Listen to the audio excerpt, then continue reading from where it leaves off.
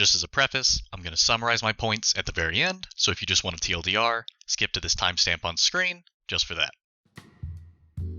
After Beatrix dropped in Rising, I made the mistake of going to Twitter to see what people were doing with the character. Interspersed between cool combos and neat setups were the all-too-common complaints about how the character was too strong, simplified the game too much, and ruined the true experience of the game. These kinds of complaints are common enough that I didn't pay any attention to them at first. However, while continuing to browse combos, I came across a specific tweet that reminded me of an important issue with the way people discuss fighting games online. Despite Beatrix being one of the characters I've wanted the most since the first game, and despite her having a playstyle I enjoy, I've lost all desire to actually use her. Mostly, I think, because she's too good and everyone is playing her right now. I don't know why I'm like this. The crux of the issue is that the way discussion typically evolves around characters can result in people dropping or avoiding characters they would usually enjoy playing. Players should not have their character choice be influenced by other players' excessively negative reactions. I'd like to address some caveats before I talk about this a little further. Firstly, it is ultimately the player's choice whether they want to get on Twitter and be affected by what other people are saying about a character. At no point in your fighting game experience is Twitter discourse a mandatory or even recommended part. You can fully enjoy a character without getting on public forums and attempting to disprove people who speak negatively of your character. And secondly, everyone is absolutely entitled to both own and express their opinions.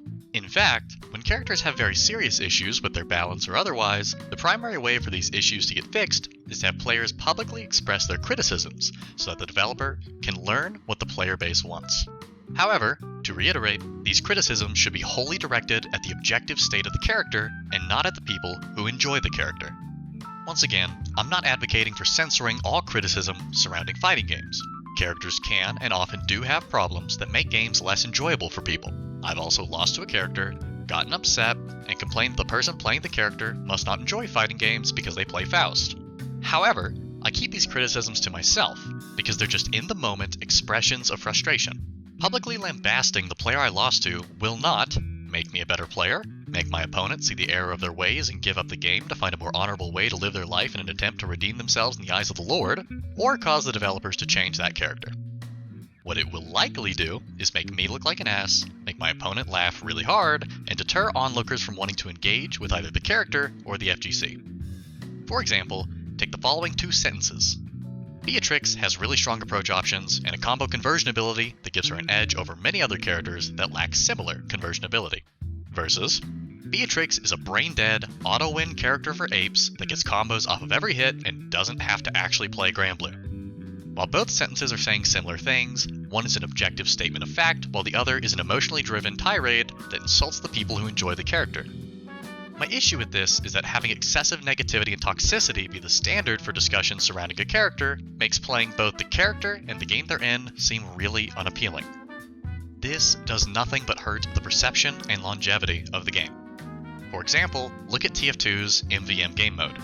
What once was a thematically fascinating co-op mode in a PvP-centric game became an ostracized tumor that players recommend you avoid unless you are exclusively playing with friends. The same thing happened at the beginning of Granblue with Nier. People were excited to play with a cool new character who had an interesting mechanic, only to get insulted, ridiculed, and have their games dodged because their character was strong at launch.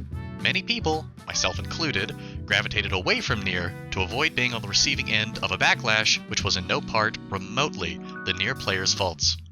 I know I'm a nobody with no audience, but I'd love to hear more people discuss this topic, whether or not they agree with me.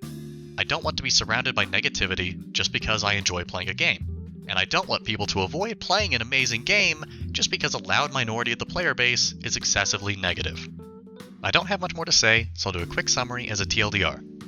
Complaining about characters in an unnecessarily negative fashion hurts the game and its player base by deterring potential players from wanting to engage with the game or character.